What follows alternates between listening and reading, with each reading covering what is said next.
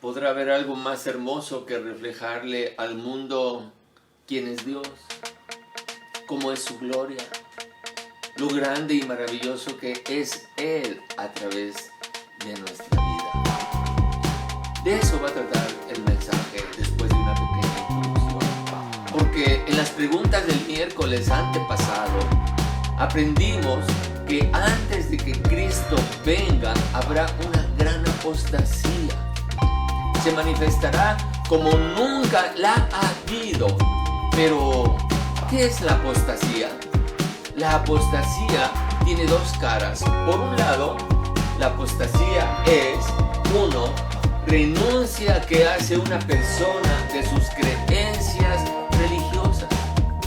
Antes de la pandemia, antes que la pandemia ocupara los principales titulares de todos los noticieros y redes sociales, la gran noticia en el medio cristiano era que vivimos una gran cascada de renuncias a la fe. Pastores, líderes, cantantes y artistas famosos que tenían un nombre ganado a través de su ministerio por muchos años, se declaraban no más cristianos. Declaraban que dejaban el cristianismo para buscar nuevos mundos. Pero por otro lado, la apostasía es creer y vivir un evangelio de engaño. Desafortunadamente, ha crecido mucho un evangelio que en realidad no podríamos ni siquiera llamarle el evangelio, sino que está centrado en la humanidad y sus deseos y no en Dios y su obra. Jesús nos advirtió en Mateo 7:15 diciéndonos: guardaos de los falsos profetas que vienen a vosotros vestidos de ovejas, pero en realidad por dentro son lobos rapaces. Por fuera es el evangelio presentado con otra modalidad que en realidad es un lobo rapaz. La apostasía tiene que ver con la renuncia a tu fe y también tiene que ver con el evangelio que engaña a la gente, donde lobos rapaces predican un evangelio disfrazado y convencen y engañan a miles, llevándolos a doctrina que solo buscan su propio beneficio. Pablo también nos advierte duramente que en Gálatas 1:8, mas si aún nosotros o un ángel del cielo, no nada más una persona, sino si aún un ángel del cielo os anunciare otro evangelio diferente del que os hemos anunciado, sea anatema. ¿Y qué quiere decir anatema? Vamos a ver qué quiere decir. Anatema quiere decir, su uso principal equivale al de maldición, en el sentido de condena a ser apartado o separado, cortado, como se amputa un miembro de una comunidad de creyentes. Cuando alguien declara a una persona anatema, es como si lo amputara de la iglesia o de la comunidad de creyentes. Como vemos, antes de la segunda venida de Cristo habrá renuncias masivas a la fe y miles de gentes engañadas con un falso evangelio por el cual te hacen creer por medio de la declaración positiva que esta es la autoridad delegada por Jesús, pero en realidad es que Dios deje de ser Dios y se sujete a lo que dice tu boca, y la gente lo cree tanto que se atreve a declarar que no aceptará un no por respuesta de parte de Dios. Y vemos a otras personas muy famosas declarando, cancelando, anulando, con declaraciones extraordinarias, como si tuvieran poder sobre alguna enfermedad, sobre algún estado político, sobre algo que está sucediendo en ese momento. La gran pregunta de esta tarde sería, ¿cómo podemos saber si la iglesia en la que estamos yendo no nos están engañando? Como Jesús es nuestro principal referente, ¿qué es el objetivo principal o cuál es el objetivo principal por el cual Jesús vino al mundo? Podrías pensar por un segundo, ¿cuál es el objetivo principal? Objetivo principal por el cual Jesús vino al mundo. Si tú crees que el objetivo principal por el cual Jesús vino es para hacernos felices, te engañaron. Pero va muchísimo más allá. Esto te va a sorprender. Ni siquiera podemos decir que el objetivo principal de Jesús para venir al mundo es a salvarnos. No, ese no es el objetivo principal de Jesús.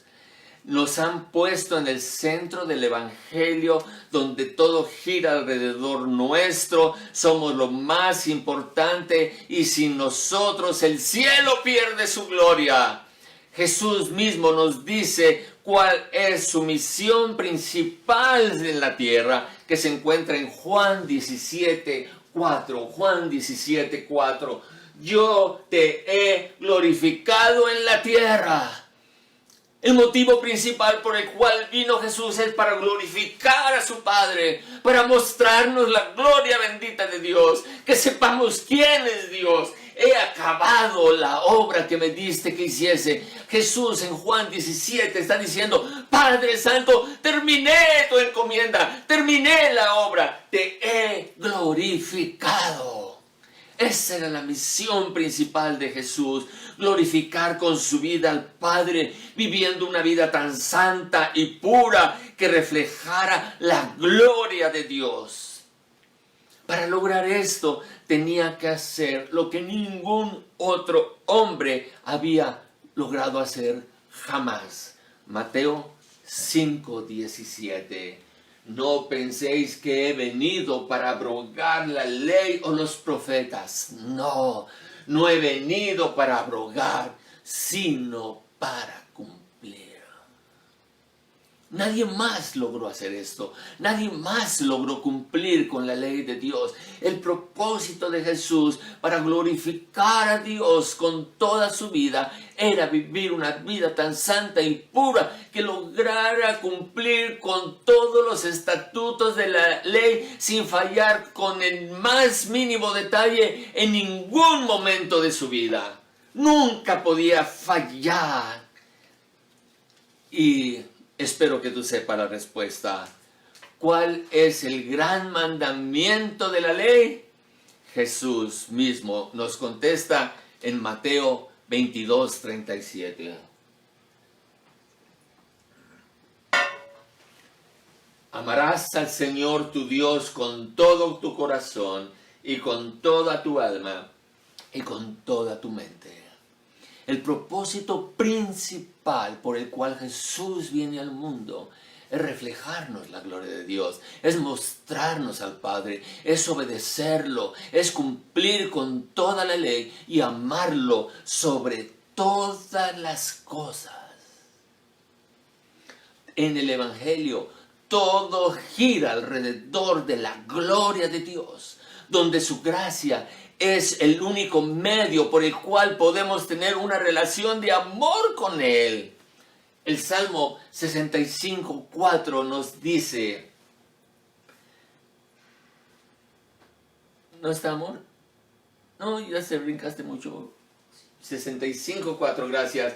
Bienaventurado el que tú escogieres y atrajeres a ti. Solamente por gracia es que Dios nos llama a una relación de amor con Él por lo que hizo Jesús al cumplir su objetivo principal por el cual vino a la tierra. Entonces Jesús no vino a salvarnos, claro, vino a buscar y a salvar lo que se había perdido como objetivo secundario. Pero imagínate por un momento que Jesús viene a buscarnos, a salvarnos y no cumple con la ley. no agrada al Padre, no refleja al Padre, no refleja su gloria. ¿Podría Jesús habernos salvado? No. Así que lo principal es la vida de Cristo que paso a paso glorifica a su Padre. Jesús vino al mundo como objetivo principal de reflejar esa gloria maravillosa de Dios. Y esa gracia nos desnuda y nos hace ver que no tenemos ni el más mérito personal por el cual Él nos llame. No hay ninguna razón, ni en ti ni en mí, por el cual Dios nos llame a su presencia o a una relación con Él. Juan 6:44, Juan 6:44, se los leo en lo que se busca. Ninguno puede venir a mí si el Padre que me envió, con el propósito de reflejar su gloria, no le trajere. No podemos venir a Jesús, no podemos acercarnos a Jesús, no podemos venir al Padre. Así que si Jesús hubiera venido a salvarnos y no cumple con su propósito, estaríamos en la olla, estaríamos igual de muertos que antes. Solo por medio de Cristo, quien cumplió perfectamente su objetivo principal, es que obtenemos como beneficio secundario el tener una relación con Dios. Qué trabajo nos cuesta entender que somos lo que somos por su gracia, por la gracia de Dios. Que la gran oportunidad que ahora tenemos de estar en su presencia es nuestro máximo deleite. Así que si tu evangelio que te predican en tu iglesia apela a tu prosperidad, a tus declaraciones, a tus deseos, a tu propio beneficio, no estás escuchando el evangelio bíblico. Es otro evangelio inventado por alguien que no tiene que ver con el evangelio de las buenas nuevas de Jesucristo. Salmo 16:11 nos dice: me mostrarás la senda de la vida. Dios nos mostrará cuál es el propósito de la vida. ¿Cuál es la senda de la vida? Dios, ¿cuál es la senda de la vida de tus hijos? Tu presencia bendita, porque en tu presencia hay plenitud de gozo, delicias a tu diestra para siempre. La presencia de Dios en nuestras vidas. Por eso es que durante 2 sermones hablamos de que no es lo mismo lo que oímos de Dios que lo que hemos experimentado de Dios. No hay mayor gozo para nosotros que la presencia de Dios. El hombre de Dios ahora vive con un nuevo propósito en su corazón que antes no entendía, no comprendía y lo que es peor, no lo queríamos. Pregúntale a cualquier persona si está dispuesto a cambiar su vida para que Dios venga a su vida. No, amamos nuestro pecado, nuestra oscuridad, amamos lo que hacemos, lo que decidimos y la forma en que vivimos y nadie nos va a venir a decir cómo vivir. Así que Dios no aparece en nuestras agendas. Cuando Dios nos toca, se convierte en nuestro deleite. Ahora hacemos nuestras las palabras descritas en los salmos como si fuera algo propio, algo personal. ¿Qué dices cuando lees el Salmo 63:1? ¿Lo ves como si lo dijera el salmista o lo haces tuyo y tú declaras: Dios, Dios mío eres tú, de madrugada te buscaré, mi alma tiene sed de ti, mi carne te anhela en tierra seca y árida donde aguas no hay? Todo lo que el mundo nos ofrece comparado con Dios, comparado con el deleite de Dios, es tierra seca y árida. Y mira que la creación es preciosa, pero comparada con Dios es como si fuera soledad, un desierto abandonado. Entender que Dios no es adorado cuando alguien lo busca principalmente por otra cosa que no sea Él. Esto lo debemos de entender muy claramente. A Dios lo debemos de buscar por quién es, no por los beneficios que Él nos da. Solo hay una posible respuesta a la pregunta: ¿qué es lo que más busca un cristiano? ¿Qué es lo que más buscas como cristiano? ¿Salud? ¿Prosperidad? ¿Trabajo? ¿Qué es lo que más anhelas? Única respuesta: no hay más. Dios. Lo que mi corazón anhela es a este Dios vivo, porque mi alma tiene sed de Él. Este anhelo, Dios mismo lo pone en los corazones de sus hijos. Es Él mismo trayendo este sentido a nuestro corazón. Si alguien se deleita en Dios, es porque Dios ha puesto este maravilloso deseo en Él. Y ahora queremos conocerlo cada día más. Todo esto es gracias a lo que Dios hace, porque ahora cada día deseamos más de Dios. Sí, la gente nos llama fanáticos. Claro, prefiero que la gente me llame fanático a que Dios me llame condenado. ¿No te parece? Qué pena que como humanos pensamos en prosperidad, en dinero, en salud, en fama, en poder, en milagros y en dones.